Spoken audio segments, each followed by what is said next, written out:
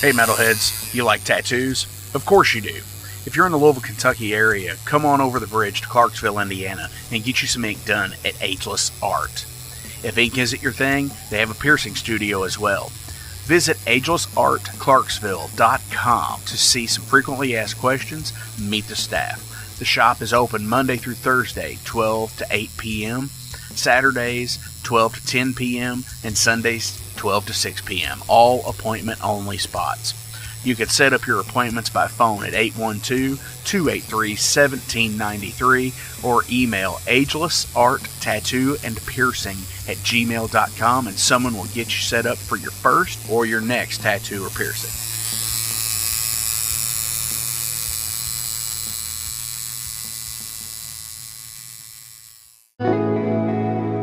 Hey, it's Jeff McNichol down here at Mom's Music, 1900 Melwood Avenue. I was just thinking, when I was a kid, the magic was at Frankfort Avenue, the Mom's Music at Frankfort Avenue, and I used to beg people to get a ride down there just to hang out with the guys and see all the cool gear. Now that I'm the owner of this store, it's like a dream come true. We're recreating the magic with the vibe that we used to have at the old store. We're carrying all the gear that you're going to possibly want. We're giving you the outstanding service and personal attention that you deserve.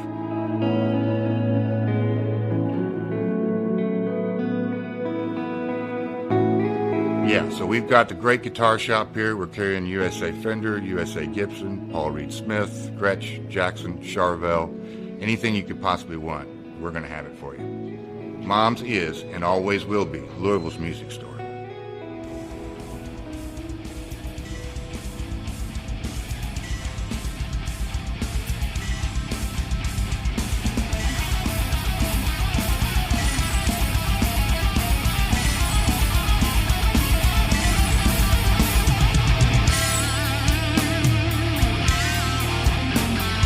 Thank you for tuning into the Metal Forge. I am Mark Jackson and I am your host. The premise of the show is pretty simple. Awesome interviews and awesome music. If you want to contact me, hit me up at metalforgeradio@gmail.com or visit the website metalforgeradio.com. And now, let's get this show on the road. What is going on, Metalheads? Thank you all for tuning into this week's episode of the Metal Forge. My name is Mark Jackson and I am your host. Today, I have KEvin Vonesper from Vonesper Studios, the film company. He is doing a documentary on Dukey Flyswatter and the Haunted Garage Band. He's going to be coming in here soon. Awesome stuff. If you don't know who the Haunted Garage is, seriously check them out. If you're into, like, horror punk, stuff like that, it's really cool stuff. You know, if you're into, like, Green Jelly, Guar, Misfits, it's like a big amalgamation of pretty awesome stuff. But before we get into that, how the hell are you all doing? Spring is finally here. It's been really interesting the last couple of weeks here in the Metal Forge, you know, just like crazy stuff has been going on, like Mercury retrograde, I think is what they call it. So, but anyway, I'm gonna keep it really short and really sweet this week. Not really much to talk about. Oh, happy April Fool's Day, by the way. There was going to be a joke, but due to some conflict in scheduling and stuff, some things come up. I was going to announce Metallica as being my guest and have Beatallica, which is totally cool, but I didn't because, like I said, some scheduling errors and stuff like that on my part. Things had came up, things had changed. But yeah, I mean, they're going to be here next week, though. James is going to be here next week from Beatallica. Cool stuff indeed. I do want to go ahead and let you guys know that the next Metal Forge Takeover show will be June 24th, Friday, June 24th, at the Mag Bar in Louisville, Kentucky, and got a little bit of a cool theme going on here. I'll have Carcaza from LA. I'm going to have Kerr from Lexington, Indiana.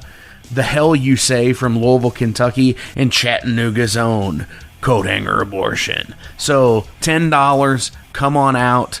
If you're in the Louisville, Kentucky area, its show starts at 8 o'clock. It's June 24th.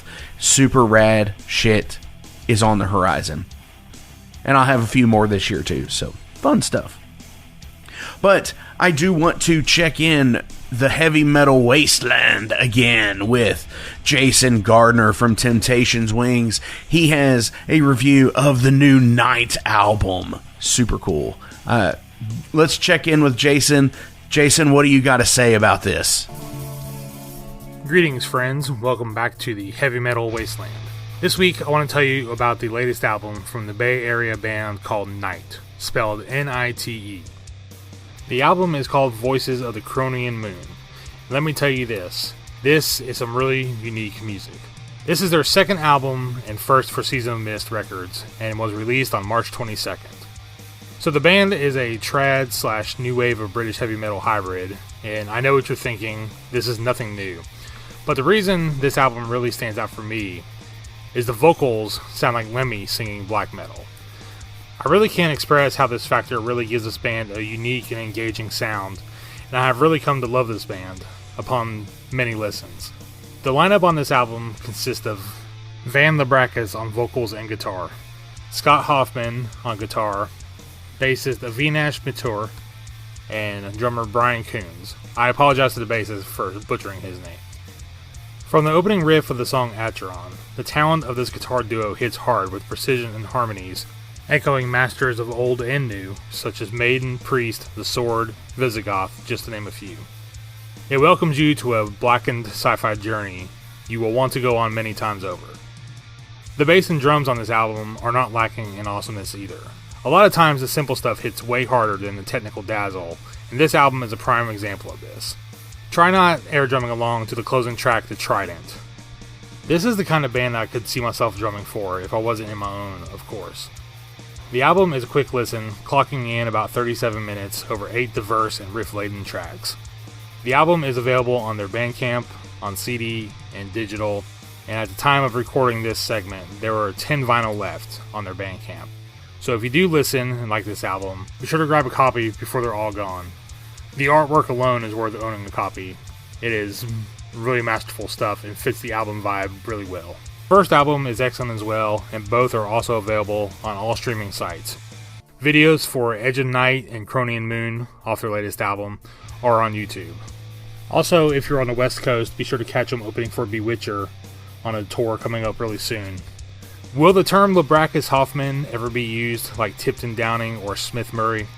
Time will tell, but I suspect the foundation they have laid will catapult them to a duo many music fans with excellent taste, such as yourselves who are listening, will reference when comparing the next great new wave of traditional heavy metal bands. The trad metal is coming on strong from the USA, and I look forward to seeing what part of the country my next favorite trad band comes from.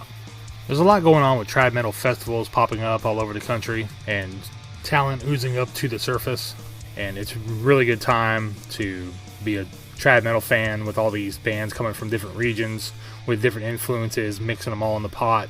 It's the most exciting subgenre for me personally. Until next time, friends, stay safe and stay heavy. You know, I really have to agree with what Jason said in that there are a lot of traditional heavy metal festivals popping up everywhere now. It's so cool that, like, this music that, you know, was inspired by Maiden and Priest and, you know, even like Black Sabbath, the Dio years, is all coming back and being super popular again, because it doesn't have to be all super screaming heavy all the time, right? You can have some good melodic stuff in there as well. And you know what? You did say something about Lemmy singing over some black metal. You know, he does have a Lemmy quality. I will give him that. There is that raspy gravel voiceness that the dude has, and it's so cool to me because I'm a huge Motorhead fan, and I love that. You know, that Lemmy thing, that gravel that he has. So anyways, let's go ahead and get into this. This is from The Haunted Garage. This is Surf Nazis. They Must Die.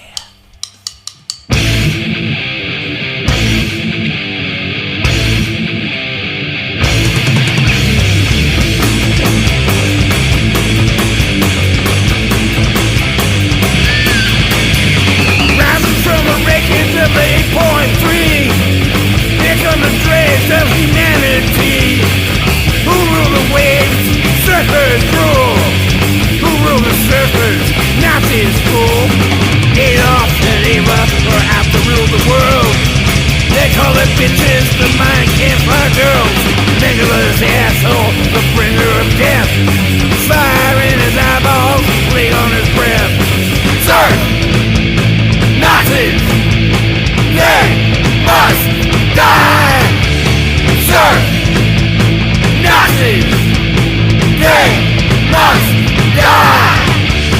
Serve Nazis!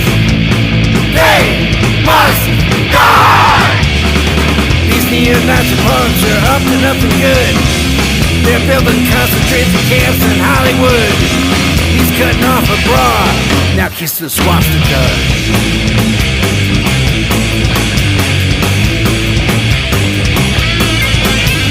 Grab the van and hit the strand or skateboard through the rally. The waves are over 20 feet from OT to the valley. The samurai is gonna die, their kids will be our slaves. Sino waves have misbehaved, now they're in their graves. Naughty Nazis doing speed, they dance this mess around. They haven't got a single clue of trouble coming down. Murder isn't fun and games, no, it's a deadly sin. They've gone and crucified their one and only kin. Serve Nazis! They must die! Serve Nazis! They must die! Serve Nazis! They must die! Never underestimate a wounded mother pain and hate. Adolf and his racist brats have instigated payback time. They call her Leroy's mama. She ain't no Aunt Jemima.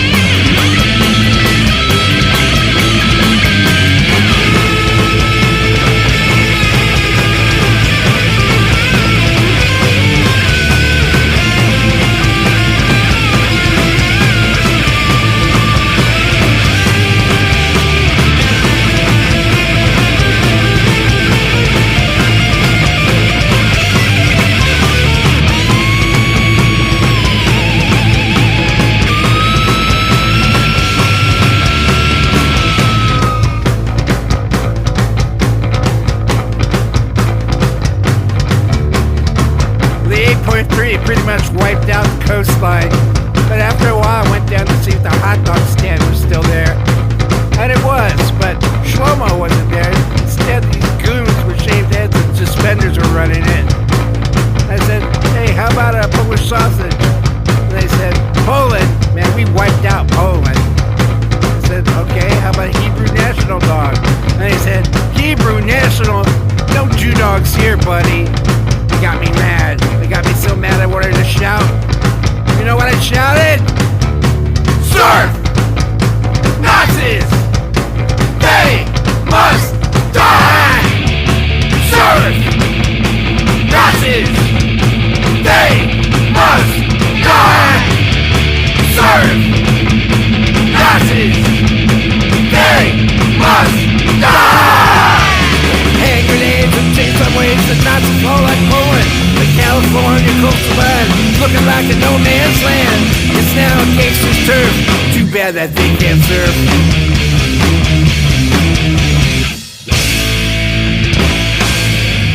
All right, metalheads, I'm being joined here with KEvin Vonesper from Vonesper Studios, and he's a filmmaker. He's currently working on a documentary called The Life and Slimes of Dukey Flyswatter. But before we get into talking about all of that, dude, KEvin, how are you doing, man? I'm great. How are you doing? Man, I am doing amazing. We're getting this weird weather here in the Kentuckiana area where it's like earlier this week it was like 50 degrees and then it was 80 degrees and then the next day it was like 38. Yeah, we're getting something similar here in New York. It's like super cold out right now, and I know spring has just sprung, so what the fuck? Right.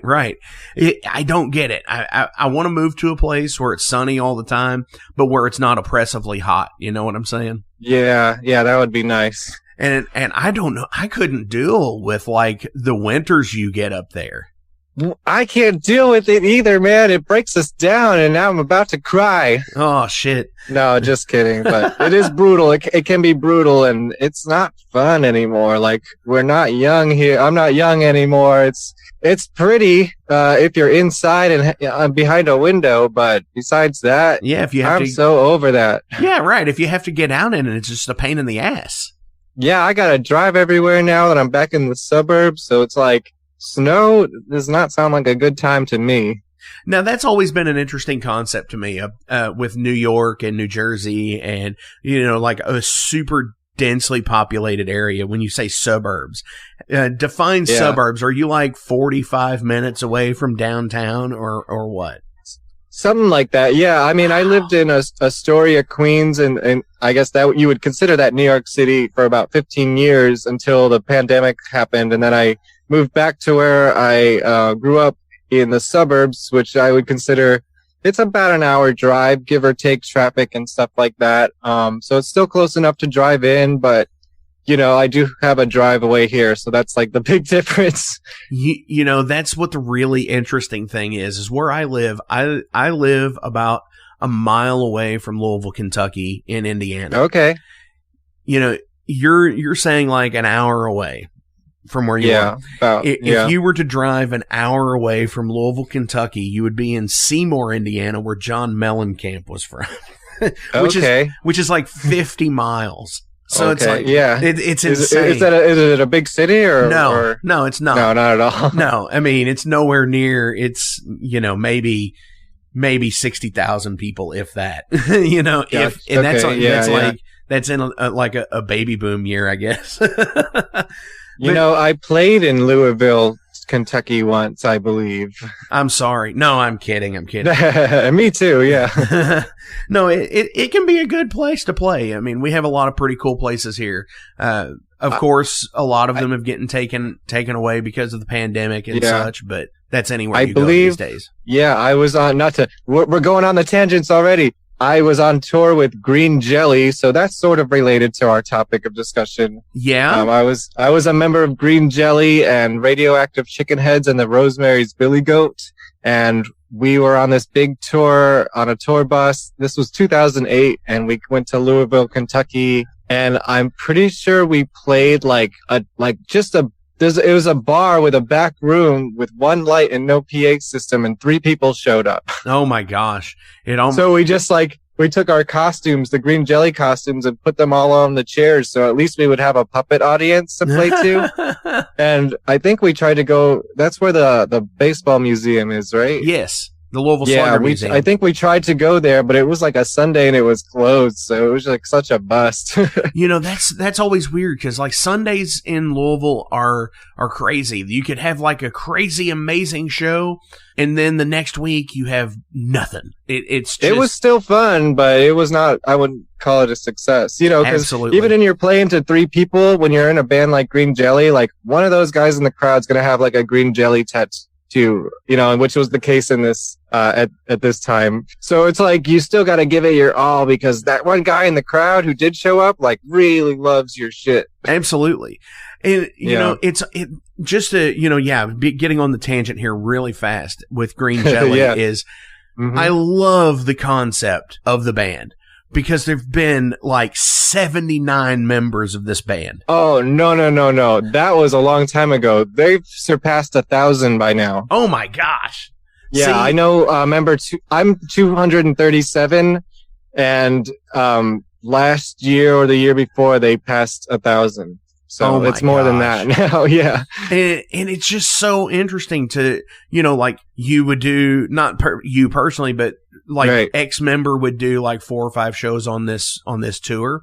The next person would come in and do 4 or 5 shows, and then the next person Yeah, that's what he has started doing now since I left. Well, I mean, I didn't really leave, but I'm an inactive member, I guess you would call me. When I went on tour with them, that was one of the last tours he did with a band before he started doing his franchise bands, which is what you were talking about. He just has a group in every large area that's ready to do shows. He just shows up with his costumes ready to go. See, that's amazing. And it's awesome, yeah. And I think that's honestly what Dave Brockie had tried to do with Gwar when with the costumes, and then he basically said that anybody could come in and be such and such character. Well, he's not wrong yet. Right. Absolutely. And I hope they do. Guar can live forever, and I think that's what Kiss is going to do too, probably. Well, yes, exactly. And see, that is the beautiful thing about that, is because Dave had mentioned Kiss in that same interview, because the face paint, it was an anonymic thing where the face paint, Gene Simmons, you didn't know if he was going to be there. I mean, granted, he's never going to die at this point, but I know. Nor is Paul Stanley. So that's super cool to me, that granted they're characters, but the band can essentially just live forever at that point. I think it's a great idea. I mean, in 50 years, you're going to want to be able to still see Kiss. You'll get the same experience, even if it's not the same members, Like, you'll get the explosions and the blood and the costumes and, like, the pre-recorded music. And I didn't say that. Farewell. I still, I saw Kiss on their final tour, which they're still doing. So it's still a great show. I'd still say go see it. Oh, absolutely. I saw them on the same tour, and that was the first time I'd ever seen them. And it's funny to me because, they did a reunion tour 20 something years ago, almost 30 years ago at this point. Yeah. And then shortly after, they did a farewell tour. Back in like 2002, which was 20 years ago. I saw that. Well, not the initial reunion tour, but I saw them at the Psycho Circus tour, which was like the next album after that. Yes. So this must have been like 1997 or 98. And I'll bring it full circle for you. That reunion tour, that whole thing when they put the makeup back on, started and happened in Green Jelly Studios. Really? Yeah. Because, like, after the Three Little Pigs blew up, he had, he bought, like, a production studio and basically just housed all these crazy projects, including the Kiss reunion. That is amazing. So Gene Simmons used to babysit, like, his son Damien, who was on tour with us when he was 13, Oh, my gosh. That's rad as shit, dude. Welcome to the NITE. You think you know Night Demon? Then the Night Demon Heavy Metal Podcast is for you. Step into the darkness as we peel back the curtain to give you an unprecedented, all-access look into the mind and the heart of the demon. We're talking band history, song analysis, studio anecdotes, stories from the road. It's everything a diehard Night Demon fan could want and more. This is the only place to learn the inside scoop, the deep dive trivia, the untold tales from the band members themselves and those closest to the Night Demon story. Need more? The sacred Night Demon Crypt will be pried open to reveal demo recordings that have never before seen the light of day, all with in-depth commentary by the band and the people who were there for the writing and recording process. This is a gold mine, a treasure trove of all things Night Demon. Head over to nightdemon.net or wherever you listen to podcasts. Hey, Metalheads, it's with great pleasure I get to tell you guys about a new sponsor to the Metal Forge, Ageless Art, New Albany. After 20 years of owning and operating Ageless Art in Clarksville, Indiana, Phil Garrett had a vision for a new type of tattoo studio. Something that is clean and modern, sleek, refined, inviting. And he's done just that with Ageless Art in New Albany. You can find it at 2736 Charlestown Road, New Albany, Indiana, 47150. Business hours are Monday through Saturday, 11 a.m. to 7 p.m. Sundays are 12 to 6. All sessions are appointment only, so give them a call and go get you some new ink. Or if it's your first time, go get your first one, baby. Hey guys, Wrestling Steve of the Wrestling Steve Show here. So if you're currently listening to the Metal Forge with Mark Jackson, then you understand that Mark Jackson has a pretty discerning taste when it comes to music as a whole. You'll also understand that he has a discerning taste for professional wrestling, just like me. My show is called The Wrestling Steve Show. I talk about modern and classic pro wrestling in a completely unbiased, unfiltered way. Be sure to check me out on all available podcasting platforms. That is The Wrestling Steve Show. and I am the host, Wrestling Steve. Just remember, like Confucius said, man who goes through turnstile in Thailand is going to Bangkok.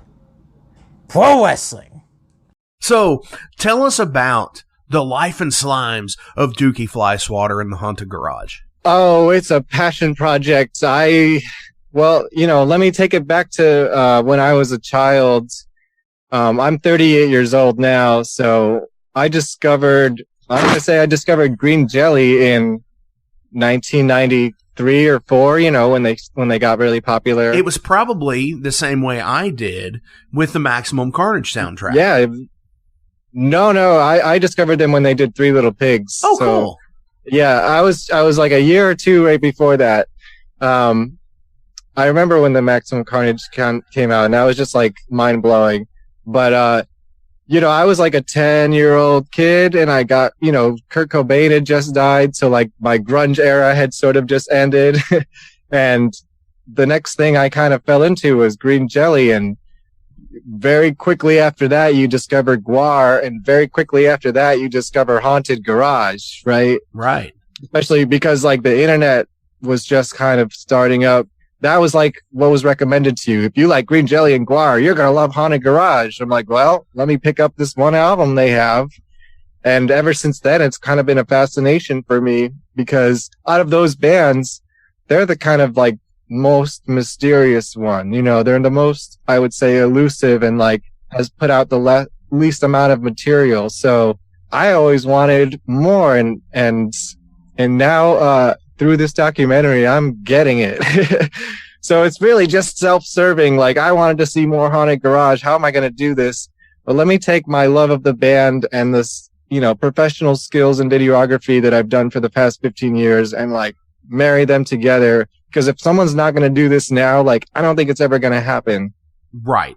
And let's face it, we're in a time and place in our society where nostalgic documentaries are being made, whether it be Anvil, the story of Anvil. Love those guys. Yeah. Super awesome. I Am Thor is another one. Yeah. Super great. Thor, both of those bands, friends of the show, been on the show. Awesome people. Right. Yeah. I saw that. That's awesome. And, then you get the other things like the resurrection of Jake the Snake Roberts and stuff like that, which is, it's his documentary. And I think, we've come to this resurgence period.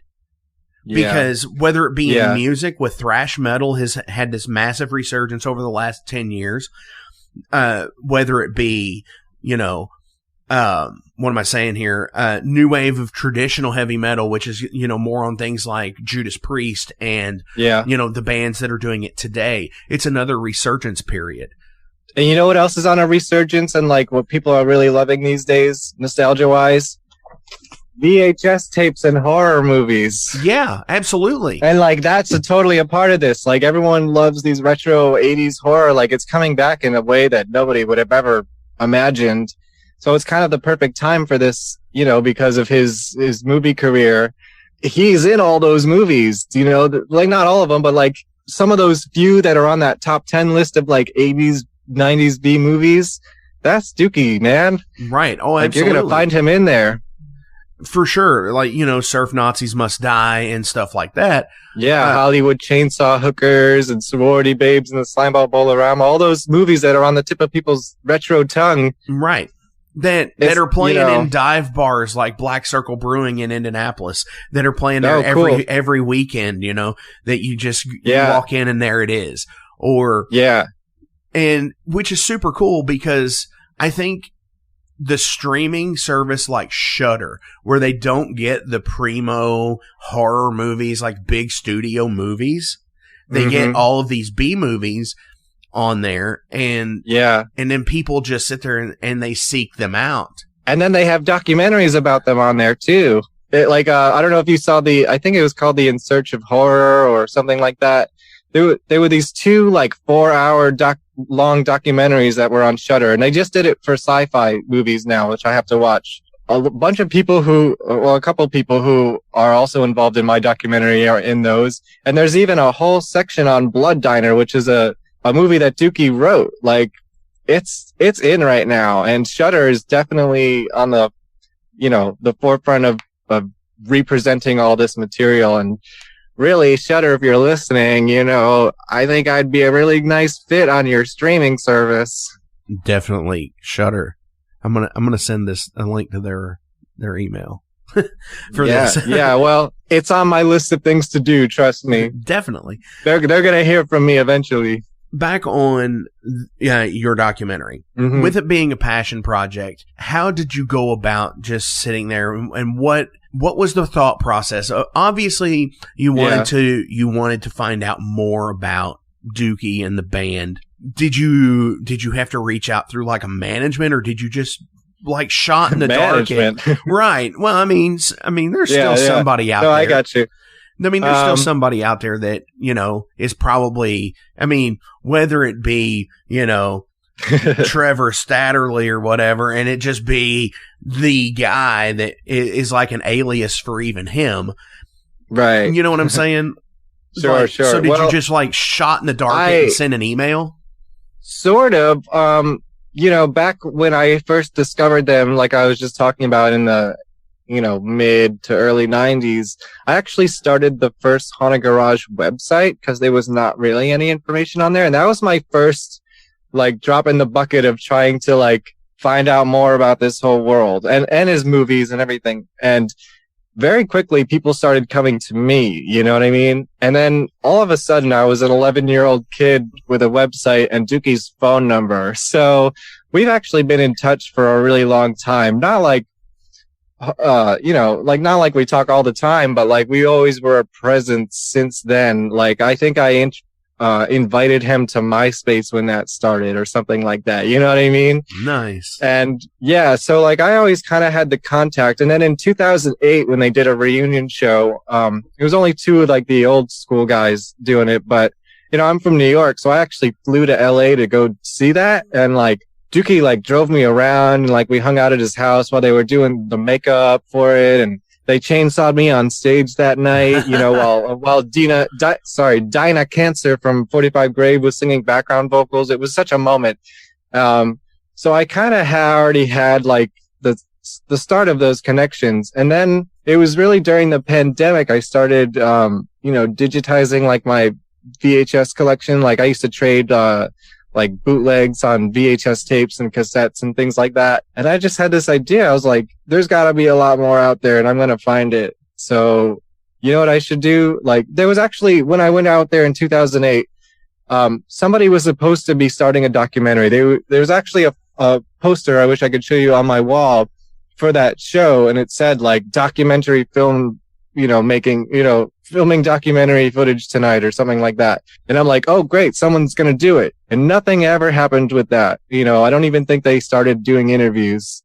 So I'm like, you know what? It's time to do it. Let me just like send some cold call messages. I'm already people already know who I am. So it's not like I'm just a stranger reaching out, and people were very receptive to it and are interested in talking about something so crazy like Haunted Garage, because this isn't for the people who already know about them. This is for the people who don't know about him. This is like I call it the Tiger King of Shudder. You know what I mean?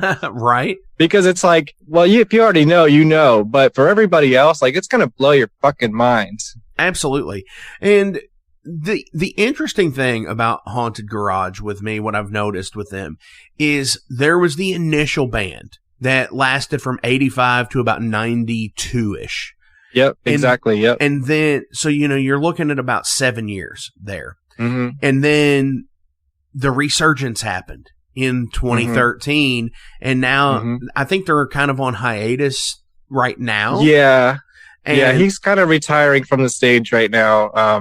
But I got them to do one last show while I was there in LA at Green Jelly Studios. Actually, he does a weekly internet show from he turned his living room into a full studio with like multi-camera setups and everything.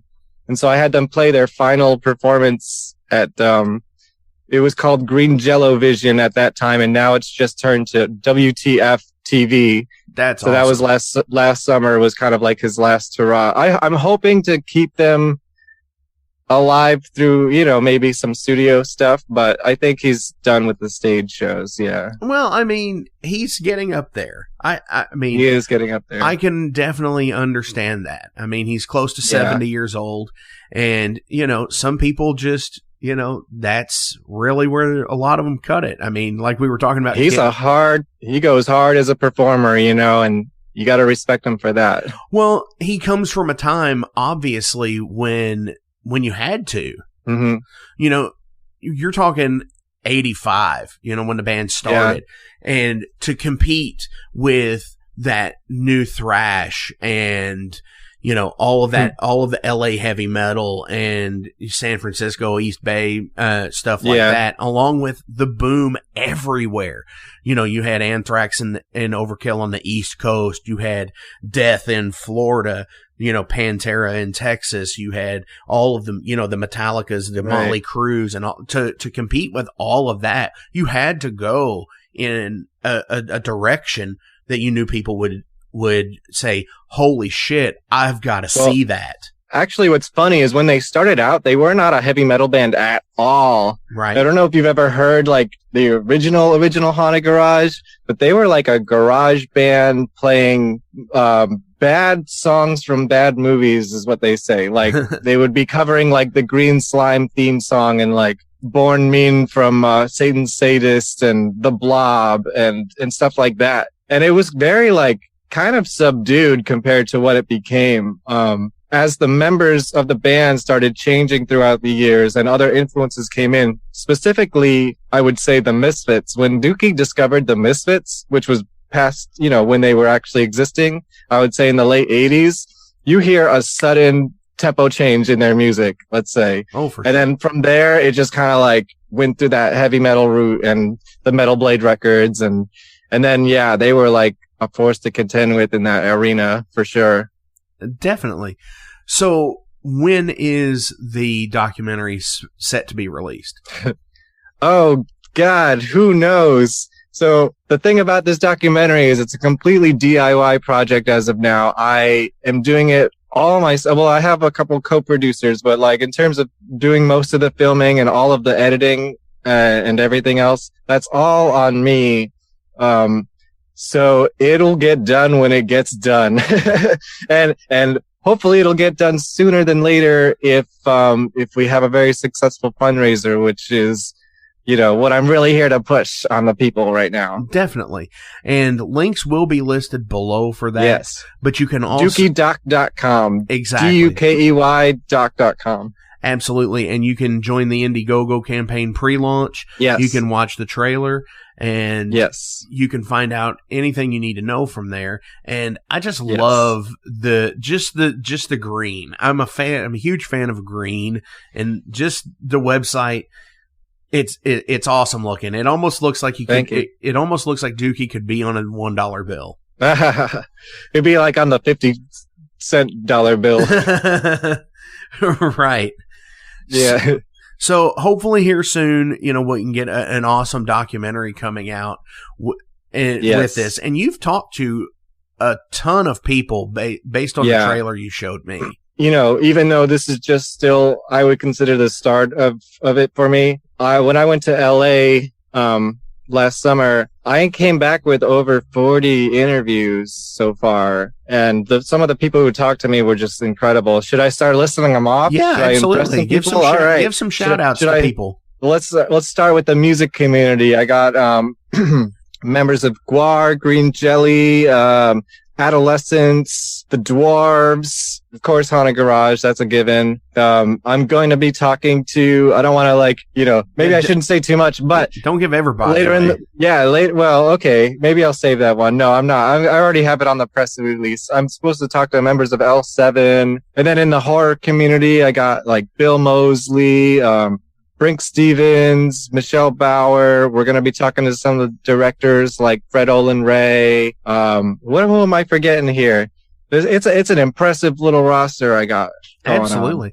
And you did mention Bill Moseley, who is a musician as well. And a lot of people don't know that. So yes. Cornbugs. Go check out Cornbugs, because one of my other favorite artists is Buckethead, and he did a whole bunch of albums with Buckethead. Absolutely. And he's also done Bill and Phil, which is Bill Moseley and Phil Anselmo from Pantera. And his most current one is Spider Mountain, which is basically an extension of Cornbugs, but with some of the members of Stolen Babies, which is another band that I really love. Absolutely. He was such an amazing guy to hang out with.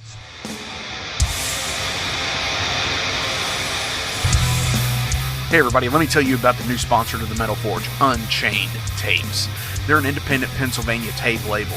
They focus on extreme metal and punk with a killer approach to the tape scene. Visit their web store at unchainedtapes.bigcartel.com now to get your fill of tapes. And for being a Metal Forge listener, enter the code METALFORGE10 at checkout to get a 10% discount on your total purchase. That's unchainedtapes.bigcartel.com.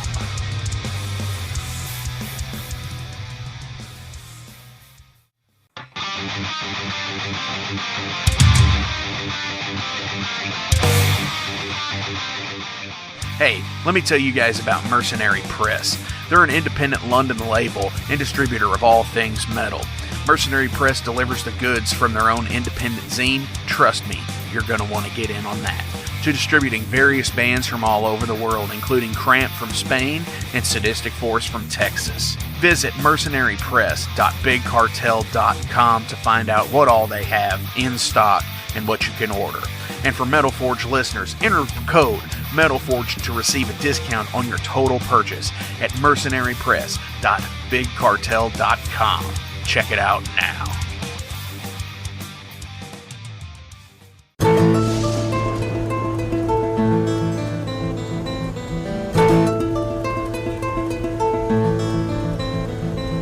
Since 2013, there has been a calling from the underground, from the graves of all those unholy, and they decided to make a zine to talk about all of this.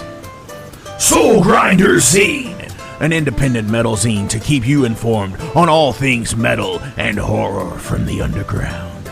Available in both print and digital formats, they're bringing you the best interviews and reviews out there today.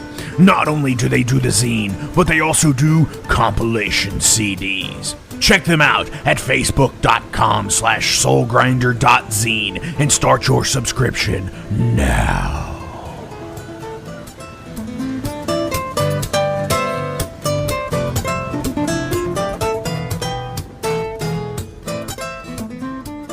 So, like I said, I like to know what make people tick, and because you're a guest here on the show as well, I'm going to ask you some general profile questions like I do the musicians and everybody else that comes on the show. Well, I am also a musician, so get that to your advantage. Yeah. Definitely. Who is your favorite visual artist? That is a good question. I don't know if I've ever really thought about that. If I can answer in a way that brings it back to us, I want to say I think this is probably the best album cover of all time. Nice. And I'm holding up the Possession Park Haunted Garage vinyl. And this is by Alan Forbes Jr. And I don't know all of his work, but he's very prolific. Everybody's seen so much of his work and don't even know it. I don't know if I'd say he's my favorite, but that's probably my favorite album cover of all time. So if I can have that as my answer to this one, I don't know, as a person, that's something I'd have to really think about. Absolutely. What is one thing you'd change about yourself? I would be more rich and successful. Yes, definitely. Which I'm on the up and up right now, but I'm still a broke artist trying to just do my passion projects.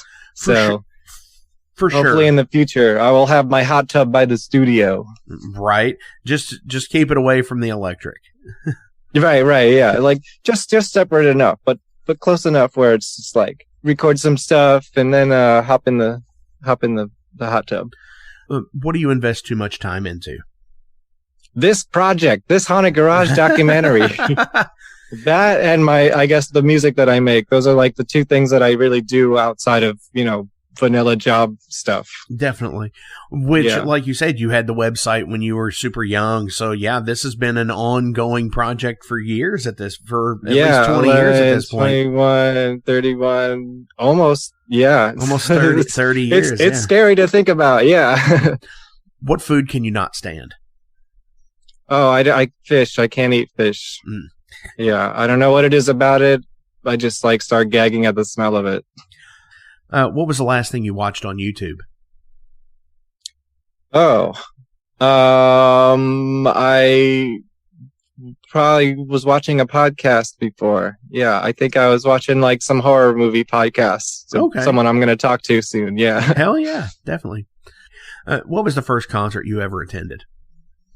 Well, I have two answers for this, because one, I was really young and I know I was taken to see the Beach Boys, but I was sort of too young to really, conceptualize that. Yeah. So the first real concert I went to was, Typo Negative opening for Queensryche. Wow.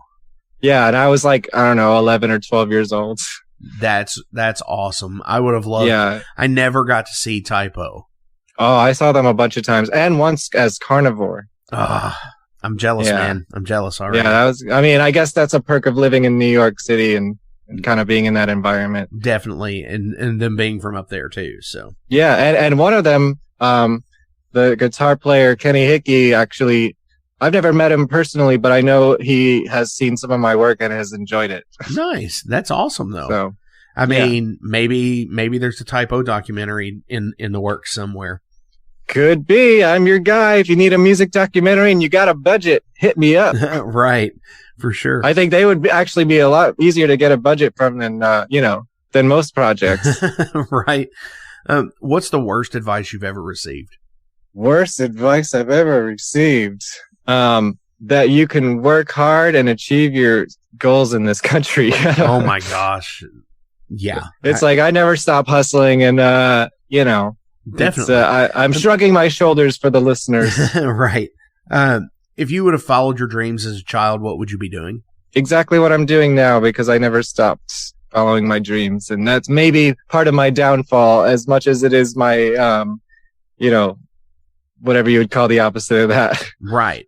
And that's great because, as many people as I talk to on here that I get to ask that question to, they are pretty much doing what they've always wanted to do.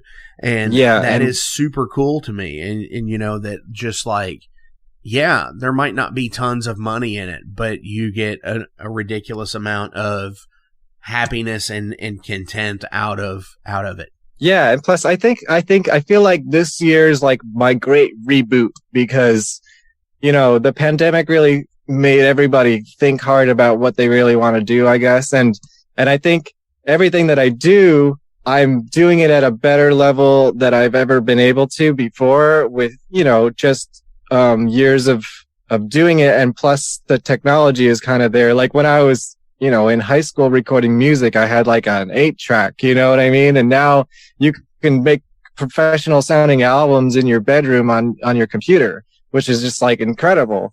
If I had that back then, I think I would be way far along. Oh, absolutely. And then the documentary too, it's just you just download some editing software or, buy some editing software and you're on your way. That's all you really need. That and a camera. I mean, the technology is there. And, so I'm glad that I'm kind of meeting it with my skills at this moment. And I think I'm doing the best work that I've ever done. And I'm doing, I guess I'm pursuing it in the most ambitious way that I ever have with film and with this film and for my music career. This is the year where I'm kind of relaunching my career. Definitely. And it's interesting to me that so many of these documentaries are being filmed on an iPhone. Right, now, right. Because technology and, recording this podcast even through a 2-channel Focusrite recording rig that you don't need to have this crazy 48-channel board and any of that. You could just, it's all self-contained at this point. Exactly. That's all you need.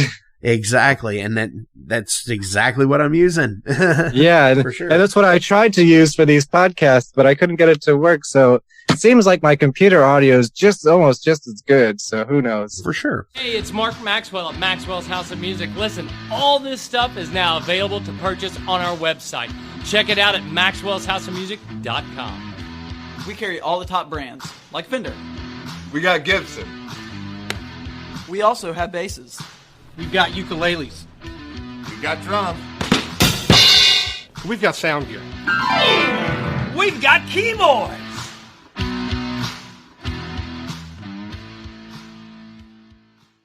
It's Gonna Get Weird is the name of the podcast. We're on season 2, so you have a whole season to get weird with Frank Green and Scott Clark. The best part is there's always laughter. Oh, yeah, you can pull that out. We have national touring comedians, NFL stars, rock stars, your local friends. It always gets weird. Weird answers. Have y'all ever snorted coke off of a 78 Pinto? No? You ain't no man. Weird questions. Who had a bigger cocaine habit, Jock Sutherland or Kaywood Ledford? Neither one, because they stopped beating their wives. And weird we never even thought of. Well, no. My friend is on acid, and I sent my friend to go find a payphone so that I can call and turn myself in for murdering this guy and ruin my life. We love all types of people, but we don't love all people. Weird. It's Gonna Get Weird is the name of the podcast, available everywhere. And thank you to Big X Sports Radio for being a proud sponsor of It's Gonna Get Weird. Frank Green, Scott Clark. Yeah. So I've got a couple more, but again, as we said earlier, DukeyDoc.com. You can go on there. DukeyDoc. Yes. .com. Go on there, show the support, give, and obviously on Instagram and Facebook, give a like, a share, and a follow. Yes. Share it often. Do everything. At DukeyDoc. Definitely. And then on Facebook, I have a group called also the Life and Slimes of Dukey Flyswatter. So if you want to follow me and other people posting Dukey and Haunted Garage content all the time, find that on Facebook. Definitely. And as I said, links will be listed below. Do you have any shout outs you want to give to anybody today? Oh, shout out to everyone who's helping me with this thing and my life in general right now, because it's trying times and we all just need a little support, I guess. For sure. And I will, yes, 100% on that. Shout out Dukey Flyswatter for doing what he does. Obviously the reason why we're here today. And shout out the new guys too, which I know you're friends with them, and you gotta promote the new stuff too, right? Yes, the Slender Man and Other Tales album. Yeah, like this wouldn't have been possible without some of our friends helping me out in LA. Sure. Andy and Kayla and all those, Andrew they made my experience. Yeah, and Andrew, and they're all in the documentary. Andrew as well.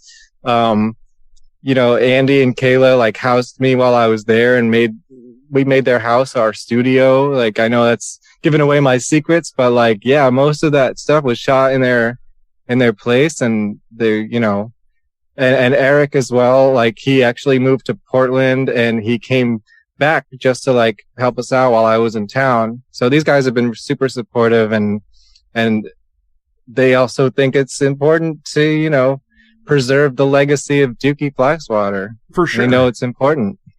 Hell yeah. See, and that's what it's all about. It's the brotherhood, I guess. Yeah, totally. And since I started the Instagram and everything, which was only about a month ago, the response I've gotten from the communities, the metal and horror communities, is just incredible. Everyone's very supportive of each other, and I can see how, horror directors and things, people like that, I can see why they keep doing it, because you get that bug and everyone supports you. For sure.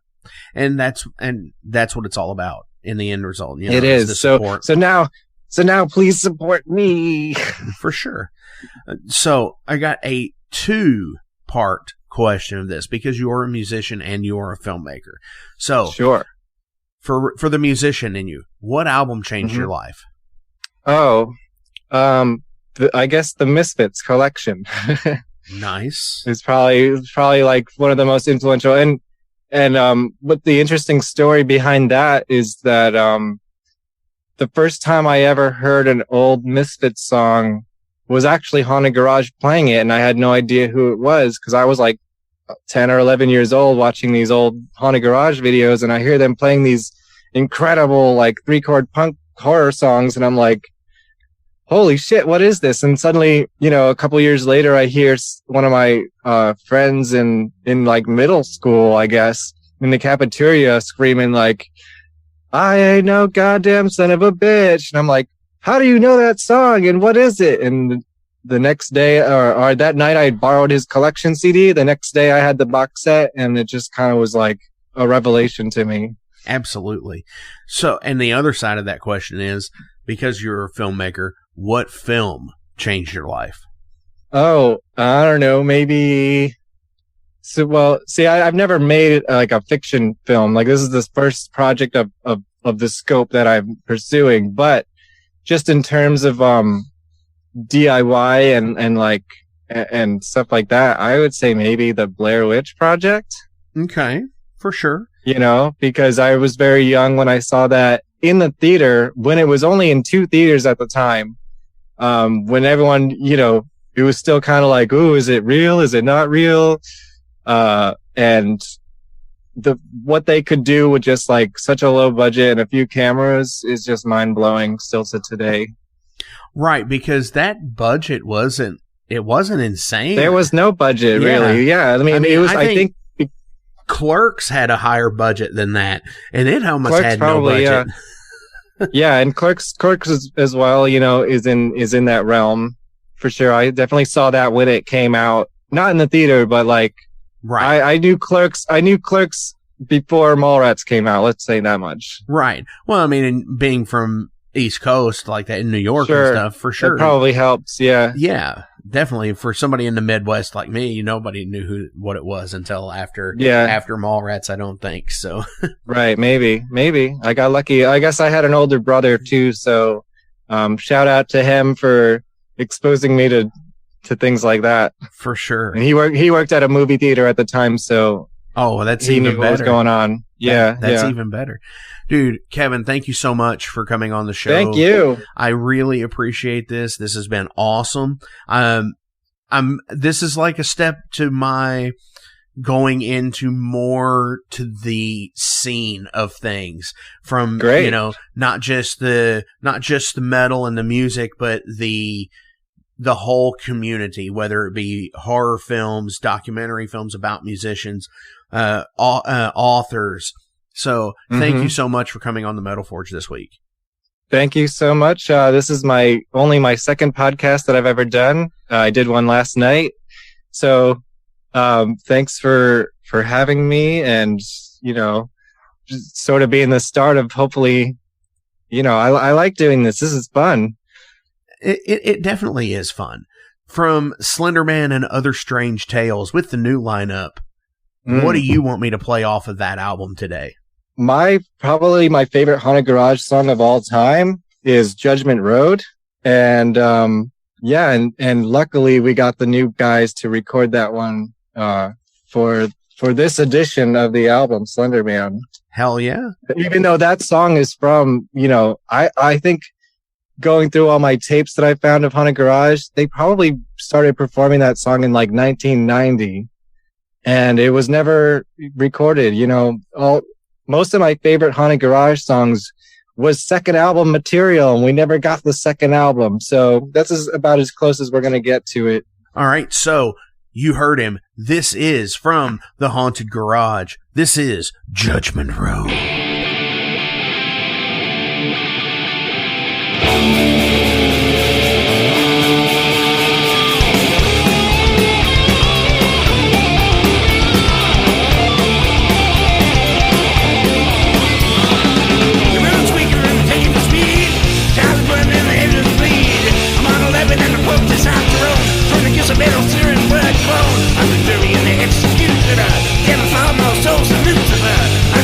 Of your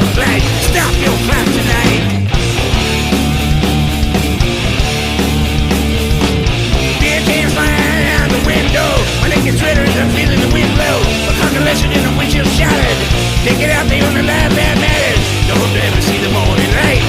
I'm the reaper of the roads at night. Tears won't cut it and it never will. You're just a piece of roadkill. Say your prayers on Judgment Road. Bodies laid on Judgment Road.